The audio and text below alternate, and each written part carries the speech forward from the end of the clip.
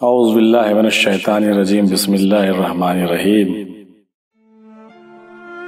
حضرت انس بن مالک رضی اللہ عنہ فرماتے ہیں کہ حضور صلی اللہ علیہ وسلم نے ارشاد فرمایا کہ اللہ کے ولی اللہ کے بارگاہ میں ان دوزخیوں کی سفارش کریں گے اور ان کے لیے بخشش کی دعائیں مانگیں گے اور کہیں گے کہ یا اللہ ان کو معاف کر دے اور ان کو جہنم سے نکال کر جنتی بنا دے، ان کی شفاعت کر کے انہیں جنت میں لے جائیں گے۔ اللہ کے ولی اللہ کی بارگاہ میں ان دوزخیوں کی سفارش کریں گے اور ان کے لیے بخشش کی دعا مانگیں گے اور کہیں گے کہ یا اللہ ان کو معاف کر دے اور ان کو جہنم سے نکال کر جنتی بنا دے، اور وہ ان کی شفاعت کر کے انہیں جنت میں لے جائیں گے۔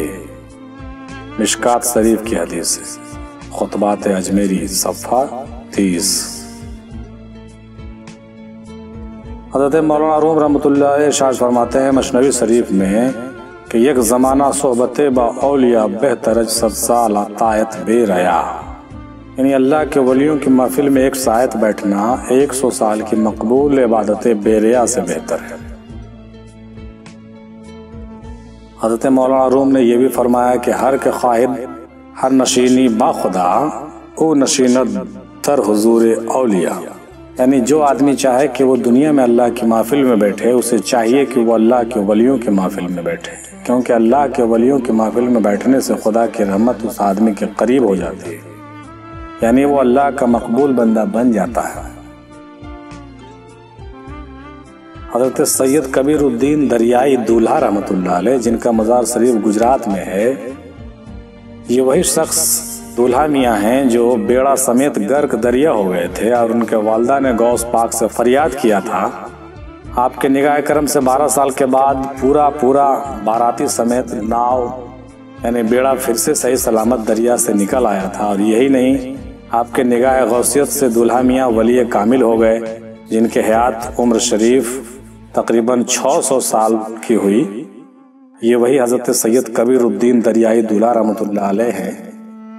یہ واقعہ تفسیر نعیمی میں صفحہ نمبر 395 پر درج ہے۔ حضرت سید کبیر الدین دریائی دولہا رحمۃ اللہ علیہ کا، ان کا مزار شریف گجرات میں ہے۔ حضرت محبوب الہی نظام الدین اولیاء رحمۃ اللہ علیہ فرماتے ہیں کہ ہر قوم راست راہ دین و قبلہ گاہ ہے، ہر قوم راست راہ دین و قبلہ گاہ ہے، یعنی کہ ہر قوم سچے راستے پر ہے، اس کا دھرم اور اس کے دھرم گرو سچے ہیں، اور یہ کہ سب اپنے اپنے طرز طریقے سے اپنے اپنے راستے پر چل رہے ہیں۔ یہ حضرت نظام الدین اولیاء کا قول ہے جو ریاکار صوفی کے صفحہ نمبر 6 پر ہے، سمن نیازی صاحب کی تحریر میں۔ صوفیزم اسلام میں ایسا ہے جیسے دودھ میں ملائی، اور صوفیزم کے شاندار ریکارڈ ہے۔ صوفیزم اسلام میں ایسا ہے جیسے دودھ میں ملائی، اور صوفیزم کے شاندار ریکارڈ رہے ہیں۔ اس کو انگریزی میں اس طرح سے لکھا گیا ہے کہ Sufism has been the cream of all thoughtful intelligence in Islam and has very regards۔ یہ سری جگت گرو شنکراچاریہ جگت پور اڑیسہ کے ہیں، جو دہلی 18/5/1970 کو یہ شائع بھی ہوا تھا، یہ ان کا اسٹیٹمنٹ۔ یعنی Sufism has the cream of all thoughtful intelligence in Islam and has very regards۔ مالک انتظامیہ اخبار پنج جن دہلی 6 سری جوالا پرساد چترویدی لکھتے ہیں کہ میں صوفی سنتوں کو بڑی آدر کی درشٹی سے دیکھتا ہوں، جہاں تک میں سمجھ سکا ہوں لا اکراہ فی الدین، یعنی دین میں کوئی زور زبردستی نہیں کا صحیح مفہوم صوفیوں نے ہی جیون میں اتارا ہے۔ ایسے اسلام کو کوئی بھی سلام کرے گا، لیکن پچھلے مسلم حکمرانوں نے جو مذہبی مظاہرہ کیا ہے، ان کا کارناموں سے انسانیت میں تلخی اور دوری پیدا ہو گئی ہے۔ ان کے ہاتھوں صوفی سنتوں کو بھی اتیاچار سہن کرنے پڑے ہیں، پھر بھی صوفیوں نے اپنا مارگ نہیں چھوڑا۔ آج اس کھائی یعنی خندق کو پاٹنے کے لیے یہ صوفی مارگ ہی اچھا सेतु यानी पुल बन सकता है। चतुर्वेदी जी का ये लेटर है, चतुर्वेदी जी ने इस लेटर में लिखा है। किसी शायर ने क्या खूब कहा कि कलम लगती आई नबी से वली की, जो था नुख्ल तकमी वो कलमी सजर है सिर्रे हयातुन नबी शेख कामिल, वो पोसीदा भी है और वही जलवगर है।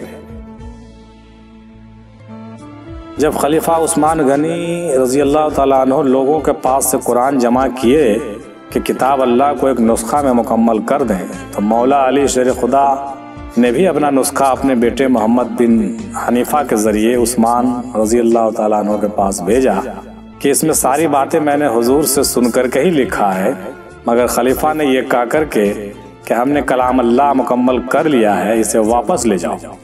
वापस कर दिया और नुस्खा अली का इजमा कुरान में नहीं किया गया।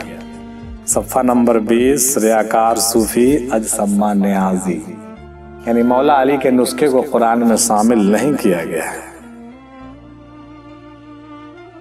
अल्लाह तबारक तआला बज़ात खुद जमीउल सिफ़ात कमालिया, हर इंसान हर शय और हर जगह मौजूद है। अल्लाह तबारक तआला बज़ात खुद जमीउल सिफ़ात कमालिया, हर इंसान हर शय और हर जगह मौजूद है। ये बुजुर्गों और औलिया का ये जमी इत्तफाक है। मौला अली शेर खुदा रजी अल्लाह ताला ने इरशाद फरमाया कि दीन की इब्तदा अल्लाह की मार्फत है। जिसने ज़ात से सिफात को अलग माना गोया उसने शिर्क किया, और जिसने ये कहा कि अल्लाह किसी चीज़ पर है गोया उसने और जगहों को अल्लाह से खाली समझा, हालांकि वो मौजूद है। सूफियों का अकीदा वहदतुल वजूद हमा ओस्त पर है कि अल्लाह सिर्फ वाहिद नहीं बल्कि बकौल कुरान कुल हु अल्लाहु अहद है, इसलिए हर इंसान हर शय और हर जगह मौजूद है। कौसर पा लेने के बाद अपने रब के लिए नमाज अदा करते हैं और नमाज के हर ठहराव पर और ख़त्म नमाज पर अपने दोनों हाथों को उठाकर बरज़क के तकमील करते हैं। शम्मा नियाज़ी साहब ही कहते हैं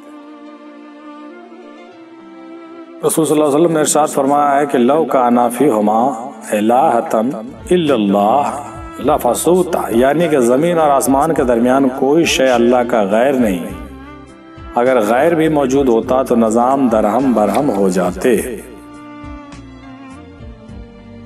जलील क़द्र साहबी रसूल हज़रत अबू हुरैरा रज़ी अल्लाह अन्हु फरमाते हैं कि मैंने रसूलुल्लाह सल्लल्लाहु अलैहि वसल्लम से 2 ज़र्फ़ इल्म के सीख लिए थे।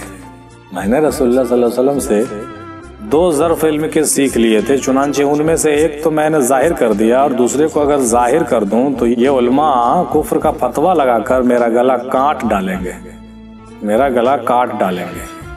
हज़रत अबू हुरैरा रज़ी अल्लाह ताला अन्हु ने इरशाद फरमाया। हवाला है बुखारी जिल्द अव्वल सफ़ा नंबर 137 हदीस नंबर 120। हज़रत इमाम गज़ाली रहमतुल्लाह अलैह ने अपनी किताब अहयाउल उलूम में लिखा है कि हज़रत इमाम ज़ैनुल आबदीन अलैहिस्सलाम के 2 अरबी के शेरों से ये तर्जुमा पता चलता है कि आपने फरमाया कि आए मेरे अल्लाह, अगर मैं जौहर इल्म को जाहिर कर दूं तो लोग मुझको बुत परस्त कहेंगे और मुसलमान लोग हमारी खूनरेजी को जायज़ कर देंगे और अपने बुरे अफ़ाल को वो अच्छा समझेंगे। ये फसूहल हक में उर्दू के तर्जुमे में है। अमीर मुआविया की सियासत ने मुसलमानों में फितना और फसाद की बुनियाद डाली है और मरवान की चालों ने मुसलमानों में 72 फिरके कर डाले हैं। ये शम्मा नियाज़ी साहब तफरका इस्लाम में लिखते हैं। चूंकि नमाज का असल लफ्ज नमाश था और इब्रानी बोली में नमाश मसदर जिसका मश्तक नुमाइश था। नमाश माने देखना, नुमाइश में दिखाना होता है, इसलिए नमाज का जिक्र कुरान में नहीं, बिल्कुल नहीं है। उसी को खुदा ने सलात फरमाया है, नमाज को खुदा ने सलात फरमाया है। ये रूह इस्लाम नमाज की हकीकत किताब में ये बात भी दर्ज है। चूंकि हज़रत इब्राहिम अलैहिस्सलाम की कुर्बानी ख्वाब था जिसको आप नहीं समझ सके कि इंसानी जान या जानवर कुर्बान करूं, मगर हज़रत इमाम हुसैन अलैहिस्सलाम की कुर्बानी ताबीर थी जिसको आप फौरन समझ गए। اس لیے خود ماں گھوڑا اور 6 ماہ کے بچے سے لے کر 60 سال تک کی عمر والوں کو تحفہ قربانی پیش کر دیا کہ جو پسند ہو تاکہ قبول کر لے۔ یہ بھی بات قربانی کی حقیقت روح اسلام میں لکھی ہوئی ہے۔ چونکہ حضور صلی اللہ علیہ وسلم نے امت کے لیے آل اور کتاب کی وصیت فرمائی تھی تاکہ راز قرآن کو آل سے سمجھا جائے، لیکن فرمان رسول کو تغیر و تبدل کیا گیا چونکہ محرم راز آل رسول صلی اللہ علیہ وسلم زندہ قرآن اور راز افزا کتاب ہیں۔ پس جنہوں نے زندہ قرآن کے خون میں اپنے ہاتھوں کو رنگ لیا ہو وہ کاغذ اور روشنائی سے ہولی نہیں کھیلے ہوں گے۔ جنہوں نے زندہ قرآن کا سر کاٹ کر لاس مبارک پر گھوڑے دوڑا دیے، کیا وہ کاغذی کتاب الف لام میم کو کاٹ کر کتاب پر گدھے نہیں چلا سکتے؟ جنہوں نے زندہ قرآن سید زادیوں کی صورتوں سے مقنا کھینچ لیا ہو، کیا وہ کاغذی کتاب کی صورتوں سے مقنا نہیں کھینچ سکتے؟ سوال ہے۔ روح اسلام قرآن کی حقیقت میں شمع ناظر صاحب یہ تعریف فرماتے ہیں، محمدی مسلمانوں کو دھوکہ نہ کھانا چاہیے کیونکہ تمام انسان ہی خدا کو مانتے ہیں۔ صرف خدا کو ماننے والا مسلمان یعنی محمدی مسلمان نہیں ہو سکتا، بلکہ حضرت محمد صلی اللہ علیہ وسلم کو زندہ اور حاضر و ناظر سمجھنے والا محمدی مسلمان ہے، اور یہی راز ہے۔ تمام انسانوں کے مجموعہ کا نام وحدت ہے، جس کی نیستی کا نام اللہ ہے اور ہستی کا نام محمد ہے۔ جبکہ ہستی کی کثرت ہوئی تو پہلے پتلا کا نام آدم و حوا پکارا گیا، یہی غلطی تھی، اور آدم کی دوسری غلطی پر آدم انسان بن گیا اور تیسری غلطی پر انسان شیطان بن گیا۔ پس دنیا کے تمام انسانوں میں یہ پانچوں کیفیت رہتی ہے۔ اگر پتلا انسانی روح پر عمل کرے تو محمدیت کا شرف حاصل ہو سکتا ہے، اگر پتلا خاکی نفس پر عمل کرے تو شیطان ہے۔ لا الہ الا اللہ محمد الرسول اللہ، یہ بھی شمع نیازی صاحب لکھتے ہیں۔ کیونکہ مخلوق ہی مظہر اللہ یعنی اللہ کی ظہوریت ہے، اور جس کی خوبصورتی محمد صلی اللہ علیہ وسلم ہے، جیسا کہ اللہ خود فرماتا ہے لا الہ الا اللہ محمد الرسول اللہ۔ لوہے کا زنگ آلودہ ٹکڑا جب کبھی آئینہ بن کر چمکنے لگتا ہے اور اس میں چیزوں کا عکس دکھائی دیتا ہے، لیکن کب؟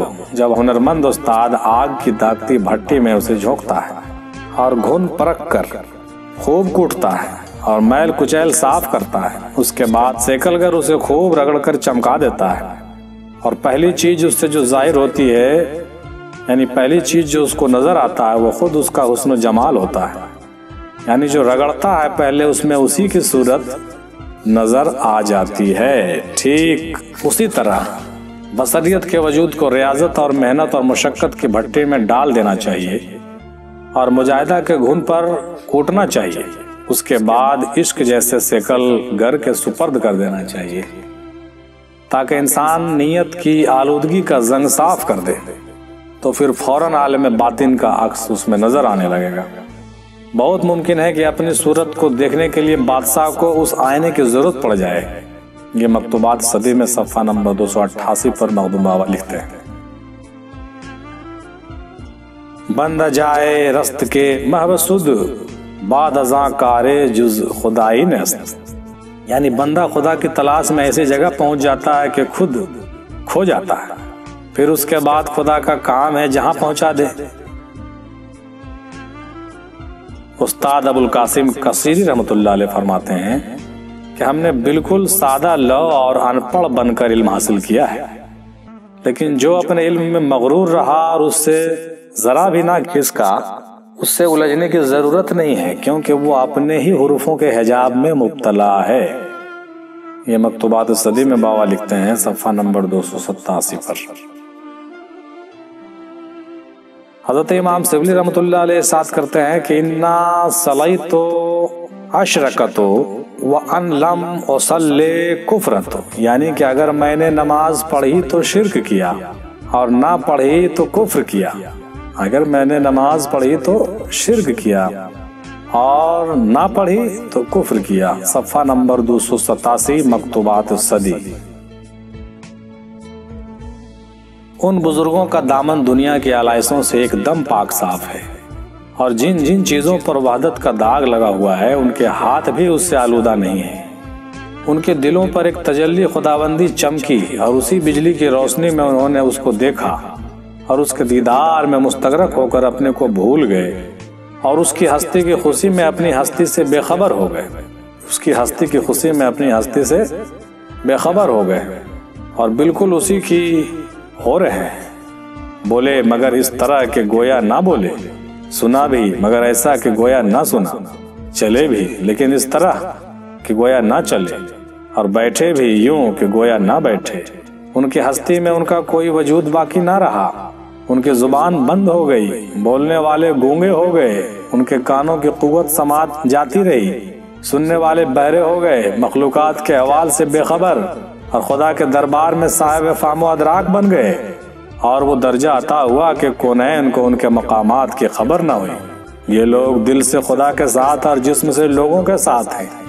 ان کا وجود دنیا والوں کے لیے مفید ہوتا ہے مگر وہ اپنے لیے کچھ نہیں ہوتے، کیونکہ وہ اپنی ہستی کو فنا کر چکے ہوتے ہیں۔ لوگوں کو کام کرنے کا حکم نہیں دیتے ہیں بلکہ ان کے رجحان اور ذوق پر حکم لگاتے ہیں۔ پرندوں کو اڑ جانے کا حکم نہیں دیتے ہیں بلکہ ان کو نیچے اترنے کا حکم دیتے ہیں۔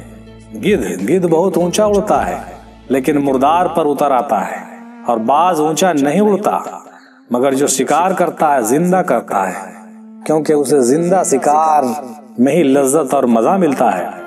اس لیے زندگی ہی تلاش کرنا چاہیے، کیونکہ جب تک جان اس زندگی سے آسنا نہ ہو زندگی سے لطف اندوز نہیں ہو سکتی۔ جب تک جان اس زندگی سے آسنا نہ ہو زندگی سے لطف اندوز نہیں ہو سکتی۔ جو شخص اس جان سے جیتا ہے وہ اسباب کا غلام ہوتا ہے، اور جو خدا کے ساتھ جیتا ہے سارے اسباب اس کے غلام ہوتے ہیں، اور خدا کے ساتھ زندہ رہنا عالم توحید کے سوا نہیں ہو سکتا، اور اس کا راز اپنے کو نہیں دیکھنا ہے اور خود کو کھو دینا ہے کہ من یرا نفسہ فقد اشرکا، یعنی جس نے اپنے کو دیکھا اس نے شرک کیا، اور اپنے کو دیکھنا گویا اپنی شخصیت کو ظاہر کرنا ہے، اور اس کے اظہار پر حد ضروری ہے، کیونکہ حد شریعت ظاہر ہونے پر کی جاتی ہے۔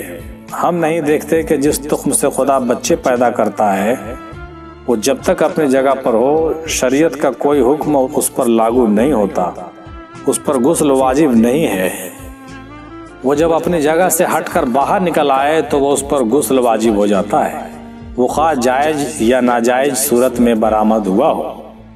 ہر بولنے والا جو کہ اپنی گفتار میں سے ظاہر ہو گیا، وہ چاہے کلمہ لا الہ الا اللہ پڑھے یا انا ربکم الاعلی کہے، دونوں کی حیثیت ایک ہے۔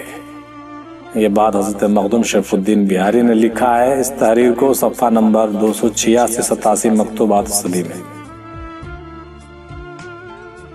اگر 10-20 رکعت نماز ادا ہو بھی جائے تو یہ سمجھو کہ اور بھی گناہ میں اضافہ ہوا، کیونکہ حق نماز ادا نہ ہوا۔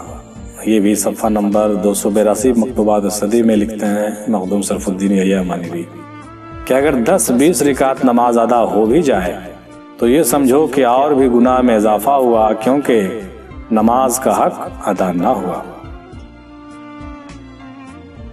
حدیث میں آیا ہے کہ جب خلق اللہ عرصہ حشر میں حاضر ہوگی اور پھر میزان عدل نصب کیا جائے گا تو اس مجمع میں ایک شخص لایا جائے گا، سیاہ نامہ اعمال اس کے 99 دفتر ہوں گے، سیاہ نامہ اعمال اس کے 99 دفتر ہوں گے۔